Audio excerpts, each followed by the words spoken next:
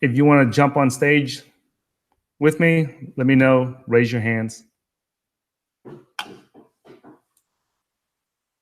So if you want to jump on stage with me, let me know. Okay, can you guys hear me out there on YouTube?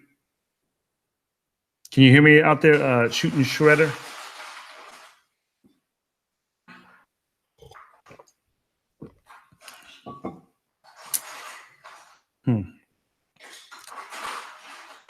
All right, guys. If you guys can hear me out there, please confirm before we get started.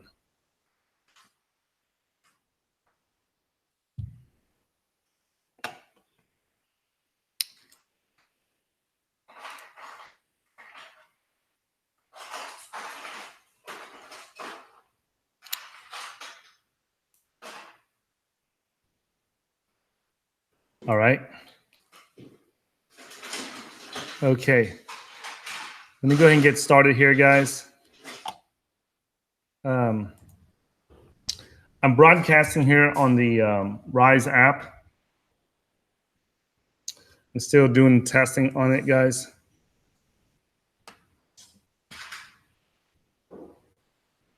And what I'm doing is I'm connecting it. Let me show you guys my screen here.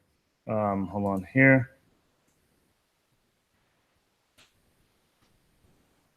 Show you guys my screen. So what I'm doing is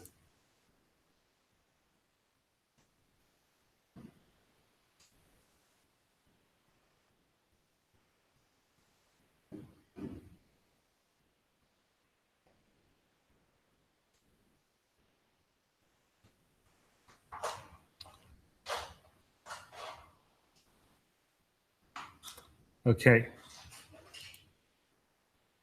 Let me share with you guys my screen here so you guys can see what I'm doing here. What's up, Milton?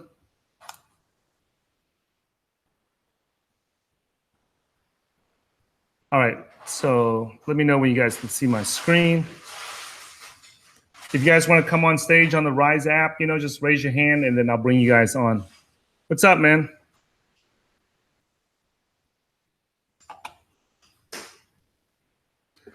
What's up, bro? Can you hear me? Hold on, let me turn this on here so that the audience can hear you also. Can you hear me, Milton? Yeah, I do. It's pretty late here. I just want to say hello, man. How's things? You good? Yeah, man. Where you at? Where you at now? I'm in Melbourne, Australia. Oh, okay. Okay. All right. Okay. All right, man.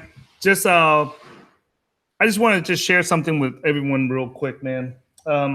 So I woke up this morning and I was just, putting on my, I was washing my face, brushing my teeth, and I noticed I put on this Fearless Bike T-shirt, and I wanted to share with everyone something that happened to me, and so that it will help them. Our channel is about not just making money in crypto trading and investing, but it's also to make long-term wealth. And what happened was, many of you guys know that I grew up in the projects in the ghetto. And when you grow up in the ghetto and it's poor, you do a lot of stupid and desperate things that you later on regret in life that you did.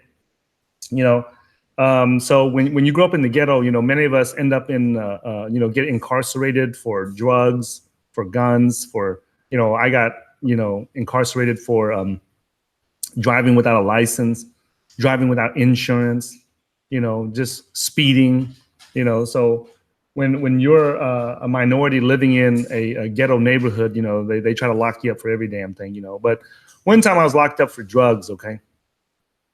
And I remember, so when I was in during my incarceration, I did I trained a lot of people to get bigger and stronger. That was one of the things I've always enjoyed, helping people get better at what they do.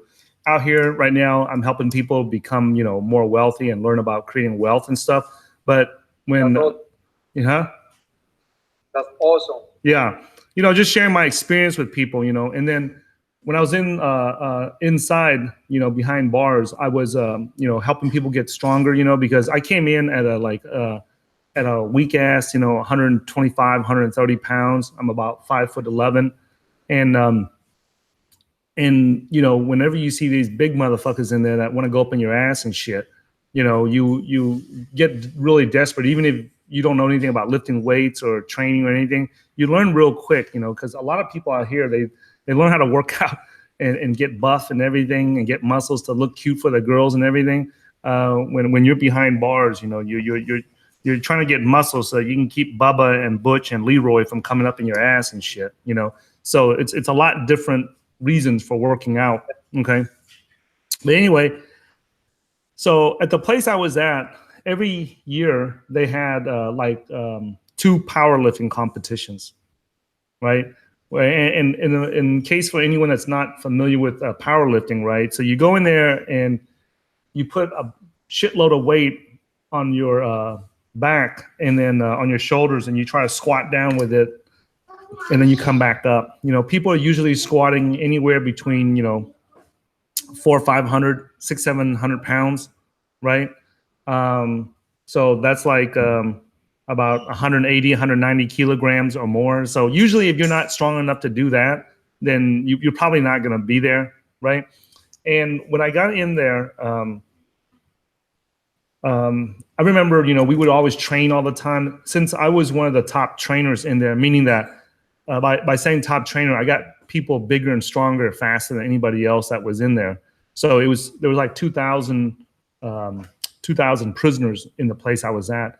And what happened was, since I was the one that got people the biggest and the strongest, the quickest, and there was no drugs, there was no growth hormones, there's no steroids, there's nothing in there. All you had was beans and rice. So it's a level playing field.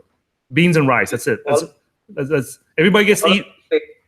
Everybody gets to eat beans and rice. And so it was a very level playing field. There's no supplements. This is before like creatine or any of the supplements were even legal today. Back then, supplements were illegal in the U.S. and around the world. Most people don't even know that food supplements were not made legal until 1993. Well, how long did you stay in jail? Long time. It was like 14 years, So anyway, what I remember in the year 2000, I met this Mexican wrestler, right? I was working out, and at that time, my maximum. By the way, in powerlifting, there's 3 competitions. One is the squats, and then the second exercise that you had to do was to put a lot of weight on your chest and try to chest press it or bench press it, right? And then the third one was where they would have the weight on the ground, and then you just try to stand up with it, pick it up, and stand up with it straight. And that's called a deadlift for anybody that's not in the powerlifting or in that arena. So I trained a ton of powerlifters in there for many, many years. And I remember my peak at 195 pounds or so, weighing 195 pounds. I guess that's about 75, 80 kilograms. So somewhere around there, I don't use a kilogram. I don't. The only thing I know about kilos is when it comes to drugs when I was a teenager. But other than that, I don't know about the big numbers. Anyway, so what happened was I was a very strong Asian dude, Vietnamese dude inside the place. And I had a lot of respect from a lot of people because mostly it was all the black guys and then the white guys that were the strongest. And then next would come the Hispanic guys. And then third would be, the last in line would be the Asian guys. And I was like one of the in there, I was stronger for a personal trainer and for my size and everything, I was considered to be very strong in there. But anyway, so I was deadlifting at that time. My max was like 455 pounds. Okay. I was, hey, what's up, Charlie XYZ? Cool Dog, VIP, what's up, man? You guys want to join the room, man? Hop on stage, just raise your hand, let me know. So anyways, what happened was my maximum deadlift at that time was like right around 455 pounds. And I remember there was this, and I had struggled, and that was like, really heavy for me, right? I mean, lifting 455 pounds up, and this was without no belt, no nothing, you know. And I remember when I was there, this young Mexican kid comes in. He's a Mexican wrestler, right, out of Tijuana, Mexico right now. He's from, he lives in Tijuana, Mexico right now. And I'm also making this video for him also.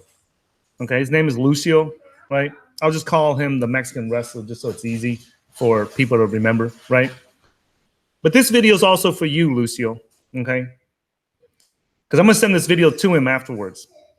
So what happened was, Lucio, he came there, and at that time I was like, I think I was around my mid-20s, and so was he. We were both the same age. We both got, you know, locked up at like 18, and we both came from a very, very poor. I came from a very dirt poor Asian family. He came from a dirt poor Latino family. Okay, so I met him, and I still remember to this day. I was warming up with 135 pounds, and then I warmed up with 225 pounds, and then I warmed up with 315 pounds, and then I warmed up with 405 pounds before I was going to do my first set.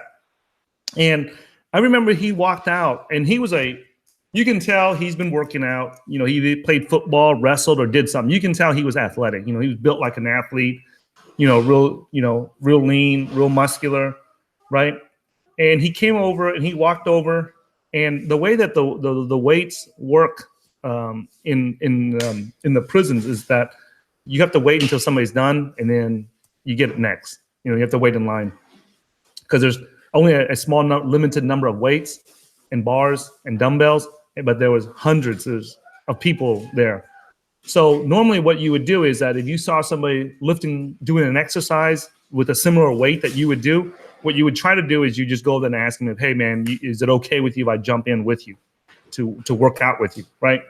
So that's what he did. He saw me stacking the bar with 405 pounds, getting ready to work out with it. And that was my last warm up. I was going to do like 1 rep or 2 reps, and then I was going to start my first set. And then I had 3 of my other workout partners there, and we were all working out with, like, you know, warming up with 315, 405 pounds. And this Mexican wrestler comes up and he goes, hey man, you mind if I jump in with you guys? Right?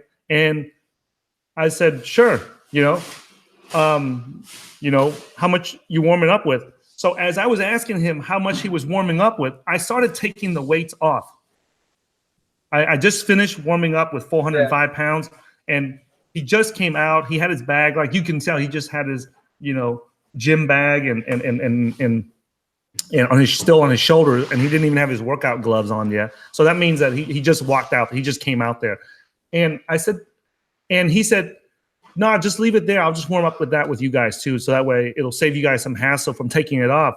Now, the first thing that comes to my head is like, this is 405 pounds, motherfucker. You know, you just walked out here on the weight pile, and you're trying to warm up with 405 pounds without even stretching, without doing nothing, right? Without even warming up his muscles, or at least start off with a lower weight so you don't get hurt. And he goes, and I told him, I said, because being a personal a trainer in there, right? I said, hey, it's not a big deal, man. We'll just take it down, you know, to the bar of 135, and you can, you know, take it from 4 plates down to 1 plate, and you can just warm up with that. And he goes, no, it's not necessary, man. We don't need to go through all that hassle, man, and then reload the weights, right? And so 2 things went through my head. I'm thinking, like, you're a fucking idiot. And number 2 is that this motherfucker just got here to the yard, right? And he wants to show off to everybody and impress everybody, right? And he goes, no, that's cool, man. And so I said, you know, I don't normally train with a belt, right? But I thought, man, this motherfucker is so stupid, you know, so I just took a belt out of my gym bag and I offered it to him. I said, here's a belt, man. At least, you know, put a belt on. He goes, no, man, I don't need this shit. And I offered him some lifting straps. And I'm thinking, the whole time I'm thinking, this motherfucker is going to snap his back trying to warm up with 405 pounds. So I offered him some lifting straps, and he goes, nah, man, I don't need it, man. I can warm up with this. And so I handed him some chalk, some lifting chalk, right? And he goes, nah, I don't need that either.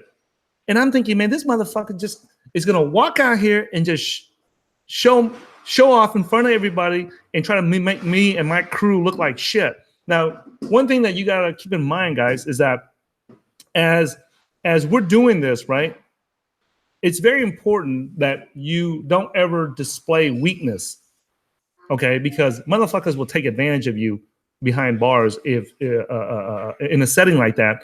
If they see that in there, we have a term called getting punked. You know, that means that somebody just made you look like a weak son of a gun. You know, yeah, they beat you another. Yeah, so they'll look for ways to take advantage of you. So I was not going to let some fucking Mexican kid come on the yard that that I was a part of, and I was a veteran there, come and punk me out like that. You know what I'm saying? So I'm thinking in my head, like the whole time he's sitting there, he's getting ready to lift it, right? And I asked him, well, do you need a spotter? And he goes, nah, just I got this. I just need to warm up and get started. And I was thinking in my mind, like, yeah, warm up, motherfucker, because you're gonna snap your fucking ass, snap your back in half trying to lift that 400 pounds without warming up. And he got down, and without hesitation, he repped it out like 5-6 times, just like that, as easy as someone was doing it with just an empty bar. And I was thinking in my head, like, holy fucking shit. This motherfucker is goddamn, either he's just fucking retarded or he's just stupid, crazy strong. This is what we call, in there, we have a term called retard strength. When motherfuckers are so strong and they're so stupid, they don't even know that it's supposed to be painful, right? So that's what we call retard strength in there. Okay, that's the term that me and my workout partners, we call guys that are just so stupid. They're so stupid and they're so strong. And the combination of those two coming together, they don't even know that they're not supposed to lift that kind of weight. I mean, there was guys in there that had such retard strength. They would bench press 500 pounds. Huh? Show off. No, they're not trying to show off. They're just too stupid to know that they shouldn't. That's dangerous, and that's There's guys in there that'll bench press 500-600 pounds. There's guys in there I've seen that will kill the guys out here when it comes to like natural strength, without even taking. All they did was eat beans and rice. Don't need no bench press shirt. Don't need no squat suits on or nothing. Just because they got retard strength, right?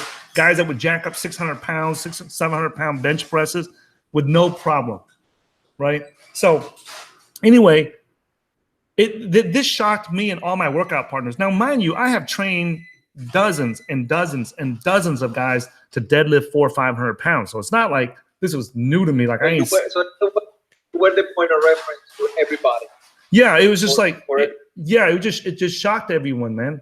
And so what happened was, I was like, okay, this motherfucker is strong. Let's see where we're going with this, So I put on 455 pounds. So, my ego, at that time I was in my mid-20s, I hadn't studied the Zen Buddhism and, spent 6 years of Zen meditation yet. So my ego was huge at that time. I was like, I'm not going to let this motherfucking Mexican kid outlift me and outdo me, So I put on 455 pounds, and I only normally do that for like 2 or 3 times.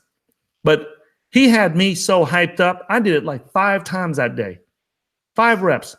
And I put it back down. I didn't slam it or nothing or drop the weight. I just put it back down gently after I was done, because I don't believe in slamming the weight or dropping it, because it just shows you have no control of what the fuck you're doing, And so what happened was, we were going to take it off, and I thought he was going to warm up again with like 4 1/4 or something. And he said, nah, man, just leave it there, man. I'll just warm up again with that. And I'm thinking like, motherfucker, I'm damn near snapping my spine in half trying to do this shit. And this motherfucker just came on the yard and he said he's going to warm up with that, Mind you, keep in mind, guys, if like he was a big motherfucker or something, I wouldn't give a shit. But I was weighing like 195 and he weighed like about at that time, he looked like he weighed about 200, 205 pounds, something like that. So it's not like he was like twice my size or he looked like the Incredible Hulk or something, right? So at that time, he gets down and I asked him, so you sure you don't need a belt or lifting straps or anything? And he goes, nah, man, I'm still warming up, And he gets down and he cranks it out like 3 times, man, like it's nothing. Didn't even hesitate. Now, his form was not very good, right? I will say that. You know, he could have had better technique. I can tell he hadn't been trained by someone like me yet, you know, at that time. So, and I said, man, this motherfucker is strong, you know. And so on the next set, you know, I'm doing. I was thinking about, God damn it, I can't go higher than 455 because I've never done anything heavier than that. I haven't. Excuse me. Yeah, and I was thinking like, dude, I don't want to put on like, you know, 475 or something like that, you know, put another 20 pounds in there and not be able to do it and look like a jackass, you know what I'm saying? And look like an idiot, you know?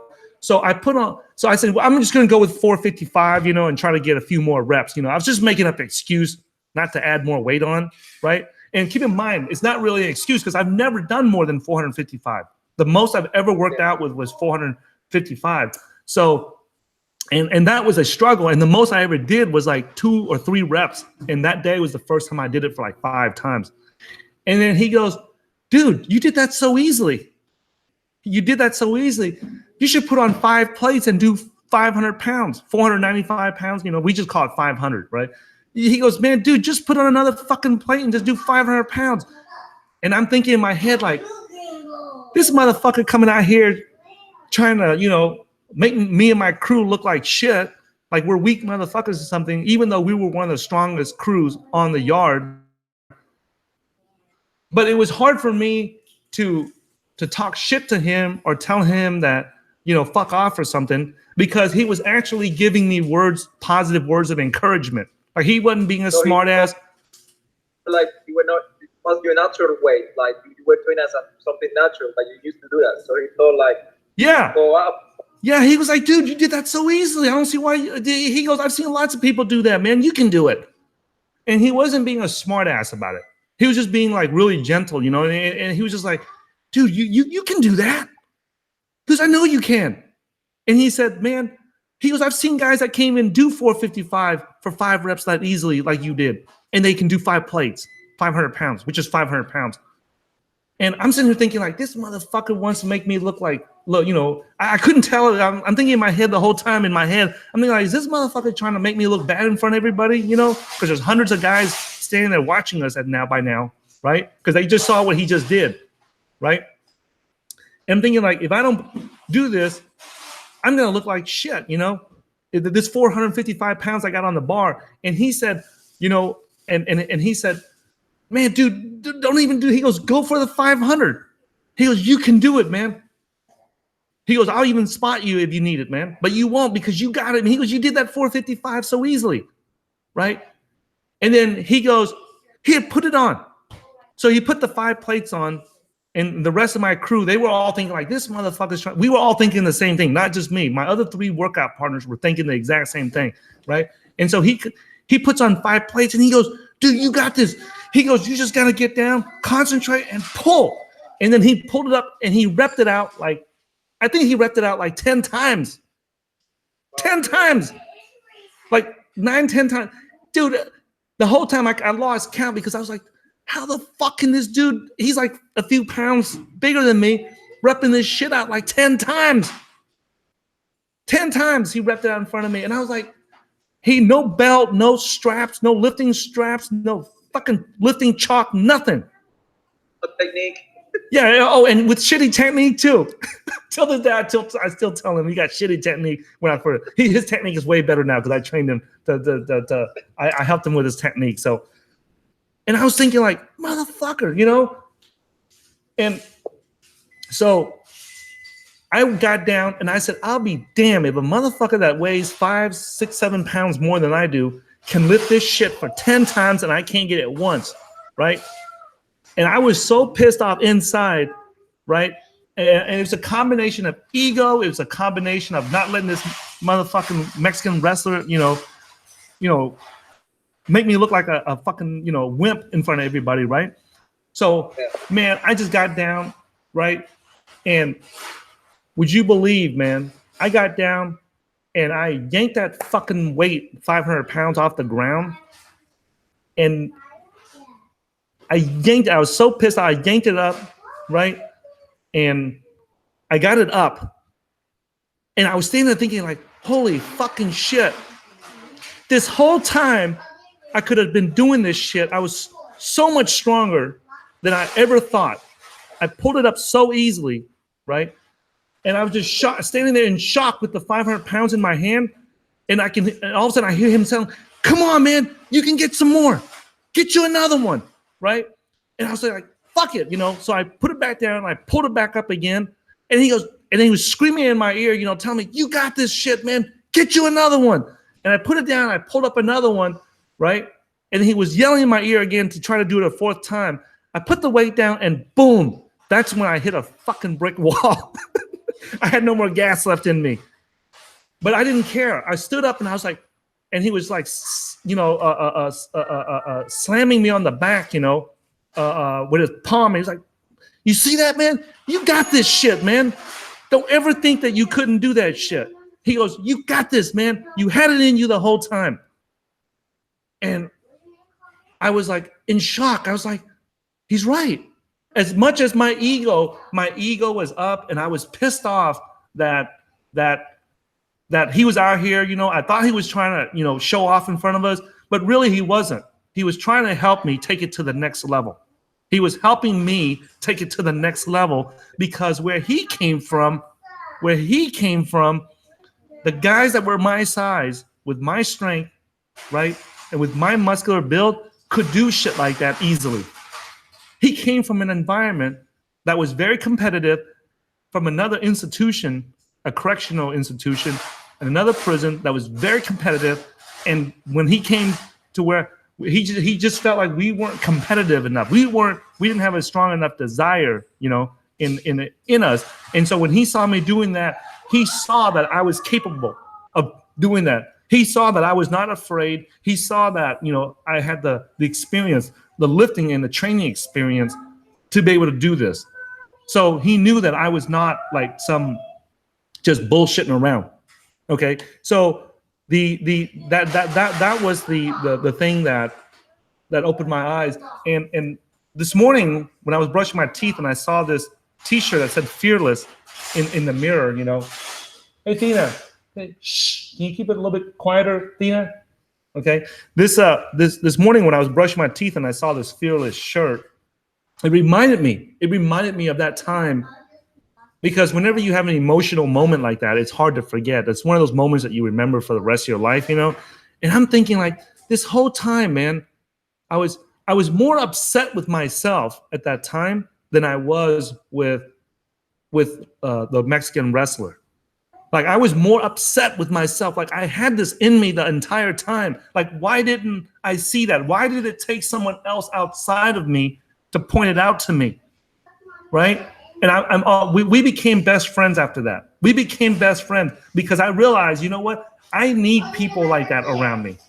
I need somebody that's at a higher level that can kick me, put their foot in my ass and to push me to go forward and take it to the next level, right? And we're still friends till this day. You know what I'm saying? And in addition to seeing this T-shirt and the fearless and remembering how the Mexican wrestler helped me, break new personal records, right? It also reminded me because when he came out, right, he was in there for I think 20 years. Okay. When he came out, we both came in when we were 18. And he came out when he was 20 years later. He came out 20 years later. I came out 14 years later. So I came out a few years ahead of him, right? But he came out, and within a few months, his dad passed away. And then within a few months after that, right, his mom passed away. So it just crushed his spirit. And this is this guy had a spirit that was as tough as nails, as tough as railroad tracks, And what happened was, because of his dad and because of his mom, it just crushed his spirit. He stayed mentally strong and spiritually strong in there. And then when he finally came out, by the way, he was in there for drugs. His uncle was smuggling drugs or something, and he got caught up in it. And so what happened was when he got home. He finally got home after doing all that time. He just spiritually he just got crushed because of the death of his father and then the death of his mom. Okay, and the other reason that I wanted to make this video is I wanted to share with him and remind him to surround himself with the right people, just like he helped me take me to the next level. I want to also make this video to remind him to surround it, no matter where he's at in Mexico, right? He needs to surround himself with people. You know, if you want to soar like an eagle, you cannot hang around a bunch of dumbass turkeys, right? Because turkeys can't fly. The thing is, I heard you saying that all the time, and then you know the only reason why I'm using the right app is because I want to follow you and Leon and all of that, because I've been following you guys since last year, 2017. Yeah. January. Are you covering the microphone? Is your hand on the microphone or something? Yeah. Can you hear me now? Yeah, that's much better. Yeah. Yeah. Guys, since 2017, when I saw you guys talking about, I think strategies. I don't know. I can't remember. Yeah. It was a funny video anyway.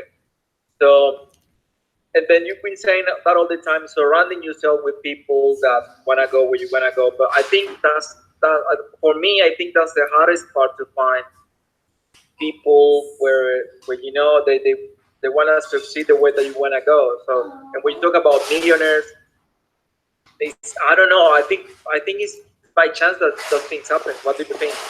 Like, you know? Well, here's the thing. Here's the thing that I would share with you. You can say that it's by chance that you will meet a millionaire or you meet somebody that's wealthy, or you can make that happen. You can make that happen. Like when you come here to our channel and you're following and listening to me or to Leon, and you're listening to other millionaires. You're listening to people who that we weren't born rich. We weren't born as millionaires. My kids are. Lucky bastards. Look at that. They're running around here, and yeah, they're born. Them. Like, I don't know if it's a good idea to follow them or not, because you know they had it handed to them, right? But the people like myself and Leon, we started from scratch. You know, I came to America as a Vietnamese refugee, right? Came in here, right, and struggled all my life for like 4 decades. I struggled because I did not follow the right people. You know, whenever we create our cryptocurrency investing boot camp, right, to train people how to trade and invest and stuff like that, it's not so we make significantly more money trading and investing in crypto than we ever do doing any boot camp, right? But we do that because we know that there are people out there like myself and like Leon that are serious, and they want to learn it from somebody that's been through the minefield, right? Like right now, we currently have the cryptocurrency investing blueprint, right, on pre-sale right now during this period as we're speaking, right? And if you guys are interested, go check it out at www.cryptocurrency.market, and then you can see the registration page there. But we create this because we want to leave a footprint, the writings on the wall for the people who are interested in doing that, you know. And we're so fortunate today because of the technology that's available to where we can reach out. Like you say that, hey, Ty, you know, like I don't know where to go. I don't know where to go in real offline, right? Offline, I don't know where to go to meet people that are millionaires or wealthy entrepreneurs and like. But the beauty is that you have technology like the Rise app here. You got technology like Google Hangouts here. You got these technologies that allow you to reach out to people. You know, like our new intern, Casey, she's like 5.5, 6 hours drive away from me, right? But she's able to reach out to me from here through the Rise app, through Google Hangouts, through Skype. So we have internet technology now that allows us to connect with people. There are hundreds of millionaires online. There are hundreds of wealthy entrepreneurs online that if we just take the time and reach out and connect with them, right? We can, I mean, there's Grant Cardone you can watch. There's Ed Mylett that you can watch, you know, Grant Cardone from Miami, California. There's Ed Mylett from Laguna Beach, California. There's guys like, what's his name? This I forget what his name is. I'll find out later and put it in the show notes or something. But there's so many guys out there that you can reach out to, right? There's Anthony Robbins. There's Gary Vee. There's guys that you can reach out and learn from. So there's really no excuse for this day and age for anyone to say that, you know. And then you go if you look wherever you're at in Australia, go to meetup.com, look there, right? Because online is great, but it's even better if you can meet people in person. Go to Bitcoin meetups, go to entrepreneur meetups, go to sales training meetups, go to marketing meetups, right? So anytime these conferences, these seminars, these stock investing workshops, go to, because more than likely the people that go to those events, they're people that want to do the same thing that you and I want to do, right? They want to go there and do the same thing. Like some of the people that I meet today are friends that I met at stock trading seminars, at stock trading investing classes and seminars and things like that, right? And those are the people that I ask. And I got into Forex trading and investing a long time ago, because I remember I was going to a stock trading seminar and I met a guy, and he was asking me, we were talking and everything, and I was telling him that some of my challenges were, at that time I think I had I can't remember if I had lost one account or two accounts already, jacking around, not knowing what I was doing. And I tell him that I was struggling to save up some money to open up another account to continue trading. And he was saying that, hey, you ought to look into Forex because you can start with a smaller account. And at that time, I didn't even know what Forex currencies, foreign currencies were or anything. And this was just something new that just came out, right? This is back when they let you control, for every dollar you put up, they let you control like $200, of currencies. So it was crazy back then. But and then by the time I actually opened up my account, because it took forever, because I was not taking action quick enough back then. By the time I did open up an account, they had reduced it from $200 200 to 1 down to 100 to 1, meaning that every dollar I put up, the broker lets me control up to $100. So I shared this story with you and everyone else about me setting a new personal record in the deadlift at that time, because imagine where you're at today, right? Imagine where you're at today, Milton. Wherever you're at right now, there's always room for you to go to the next level, whether it's financially, whether it's health-wise, your strength-wise, your workouts, your relationships, anything that you're doing, there's always room to go to the next level. And sometimes if we're hanging around a bunch of dumbass turkeys, we don't see what that next level is, and we're told that we're okay there. We're complacent there, right? We're complacent, and it's okay. It's okay to be there. But the reality is we can go to a higher level, So whenever, like I look at today, I'm in my mid 40s. Is the Ty that's today in the mid 40s, is he a better version? Is he a better, how like software comes out, every 6 months, Windows comes out with a better version of software. Every 6 months, Bitcoin Core comes out with a better Bitcoin Core wallet, so things like that. They come out with a better and better version, right? Now, what we have to ask ourselves is, are we a better version of ourselves? Are we a better version of ourselves? Is Milton today a better version than the Milton 100 days ago? Is Milton today the better version than the Milton from 5 years ago, 10 years ago, right? I remember whenever I first started learning how to speak Spanish, right? People were always asking me, how long did it take you to learn Spanish? How long did it take you to learn Spanish? Well, somewhere along the line, I can't remember, but they said somewhere, I read somewhere, it said, hey, the average person that comes out of college has about a 4,500 or 5,500 word vocabulary. And it takes like 500-600 words to know in a language, like the common words like, me, you, am, thank you, how are you, just basic words. And if you know about the 500-600 basic words of that language, you can start to be able to speak it, communicate at a very basic level with other people, and be able to start learning on your own that language. And I said, man, I'm not very good in English grammar, and I struggled, and I did not make A's in school, but If that's all I need to learn was 500 words, you know, to learn how to speak Spanish, you know, so I can speak to, you know, Latino girls and do business, you know, with the guys, you know, let's say 500 words. And if I just learn, right, one word a day, and there's 365 days in a year, then by the end of the year, I will have learned 365 words. And within 2 years, I should be speaking Spanish. And I'm like, man, I was thinking at that time, like, oh, that might be too much, right? That might be too much because, you know, I was not academically inclined. I was not like one of those Asian guys that's making straight A's, you know, A pluses in school and shit. You know, I don't know what happened to my Asian genes, but I didn't get that academic gene like those other guys did, right? And I was thinking like, okay, why don't I just set a conservative target for myself, right? So there's 52 weeks in a year. If I just learn one Spanish word a week, okay, then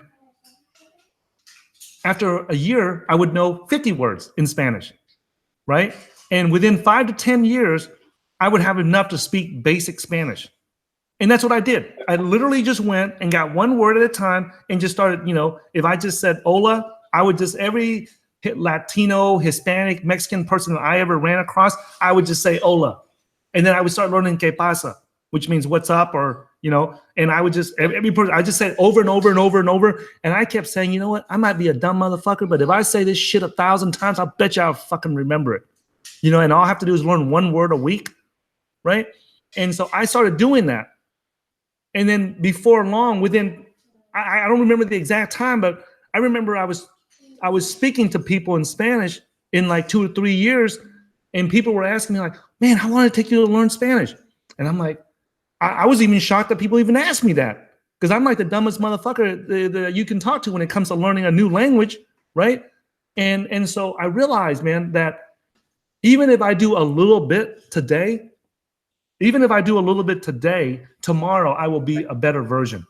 Like if I didn't know what the bid and the ask and the offer was in trading and investing, if I just took the time to learn 2 new financial words, right? Just 2 this week, or just 1, right? If I just learn what the bid is today, and tomorrow I learn what the ask is, and the next day I learn what selling short is, and really, you know, try to understand it, right?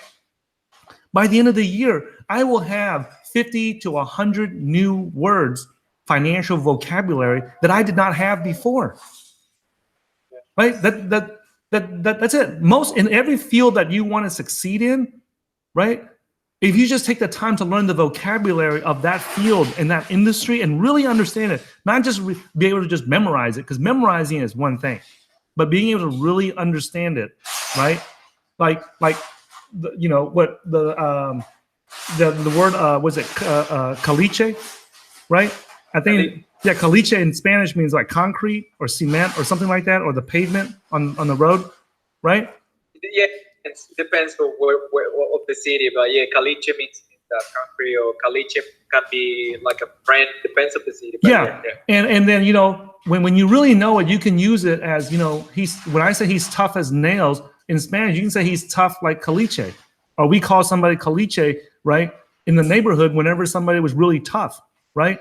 Or if you know that sapo is a frog, right? But in Colombia, they use sapo, you know, as a snitch or a rat, because, you know, when you run over them, right, they spit their tongue out and start talking, right? So that's right. So when you really, I'm not saying to just memorize the word, but to actually understand how the word is used and that concept is used, then you can go a really long ways, you know? And that's why hey guys, Max, shh, okay? So that's why whenever I say that, you know, is the Milton today, is he a better version than the one yesterday, than the one the year before? And all it takes is each day we learn to apply a little bit more today than we did yesterday. And when we just keep doing that, you know, most people, they spend their lives sitting there watching Ronaldo kick a ball around. They watch, you know, guys throw a football around, or they watch people throw a ball into a basket, right? And every day they get better and better at knowing who's doing what in the National Football League or in the soccer league or in the baseball league or in the basketball leagues, right? But they don't do, if they just applied a quarter of that energy towards improving their personal financial life, they would have life-changing finances. If they just surrounded themselves around people that could do that, right? To push them like the Mexican wrestler did to me. You know, what would have happened if I didn't let him work out with me that day? Because, you know, most people don't let other people work out with them. Like if you go to the gyms, like if you try to work out with someone, they'll say no, right? But at that time, I said, hey, man, this guy looks like he's in shape, looks like he can be strong, looks like he will contribute, you know. And I look back and I say, hey, the only reason why it got to my ego, right, that my ego got in the way was because he was warming up with something that was significantly heavier than what I was used to warming up with. And who am I? Who am I to go and tell him to dumb it down and to warm up weakly like I did?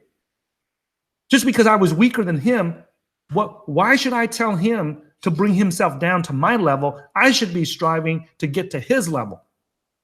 Make sense? So in my mind, I'm sitting here thinking like, you know, and he and I, we talked about this over the years, you know, like, and the importance. Now, no one had ever shown him how to deadlift with the correct technique, right? So after that, we became workout partners, and I started training him. And this you thought he was strong then? You should have seen him after I started training him. Motherfucker started getting past 600 pounds in the deadlift. Okay, so this thing here, and this video is all about, you know, taking yourself to the next level by surrounding. You know, one of the techniques that you can use to take yourself to the next level, even if it's in finances, is to surround yourself with other people, right? Now, here's the thing: like, if let's just say that, you know, your portfolio is only $100,000, you know, it's more realistic to just be around to it's easier. I'm not going to put no limitations on you or anyone that's listening, right? It's easier to just do it, okay? With it's easier to be around someone that has $1 million, $2, $3 million portfolio, right? Because when you get up to, like, you know, $5, $10, $20 million portfolios, right? It's a different vocabulary. It's a vocabulary that's a little bit, I wouldn't say that's difficult for you to understand, but it's not something you're going to conceive of. Something that I don't know, probably. That's what you mean. Something that I'm not familiar with. Yeah, exactly. Exactly. You know, so like, it's like learning Spanish. You know, if I haven't learned the basic vocabulary, then it's really hard for me. You know, if I don't know that sapo is a frog, then it's hard to learn all the other ways that it can be used. Learn how it's being used first originally, then I can go into all the other stuff. You know what I'm saying? So it's the same thing, you know, like there's certain basic fundamental trading and investing skills that a person has to learn, right? And be familiar with and be able to do.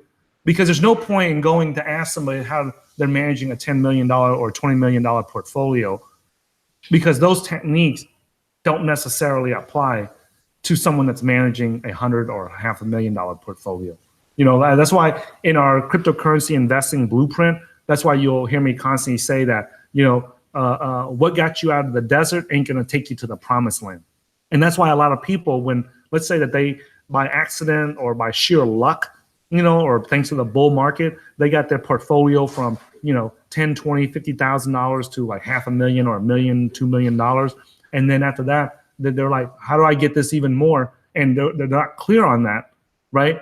Because they out of nowhere, you know, usually in the traditional stock and Forex and futures and options market, if somebody grows their portfolio from $10,000, $20,000 to $1 million, it's by skill. It's not by luck, right? And there's a lot of people right now in crypto that got there by luck, and they think it's skill, right? So that's another thing that's important is, you know, another key to success, another, you know, key to life-changing finances is knowing what you did, when was it skill or was it luck? You know, and we'll talk about that in a separate video, you know. So before I wrap it up, I'll take some questions. You got any questions, Charlie? You want to come on stage? Hey, Ty, I have to leave now. Okay. Thanks, man. All right. Thanks, man. Appreciate Catch you next time, bro. All right, man. All right. Take care.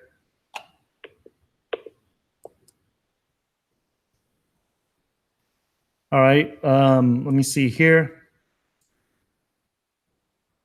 All right, guys. So, all right, guys. Just wanted to share this video with you guys so that you guys don't quit. So that you guys will quit hanging around the bums and start, surrounding yourself with people that will actually help take you to the next level in finances. Okay. Excuse me. All right. So thanks for watching this video, guys. If you guys like these types of videos about what I discuss and how I share, my experiences and my journey to financial freedom and success with you, be sure to go to our site, www.cryptocurrency.market and /newsletter and sign up for a newsletter there. And also check out on our homepage on our site, because we currently have the cryptocurrency investing blueprint available. Go check it out. See if that's something that will benefit you. Okay. So thanks for watching this video, guys, and I'll see you guys in a future video.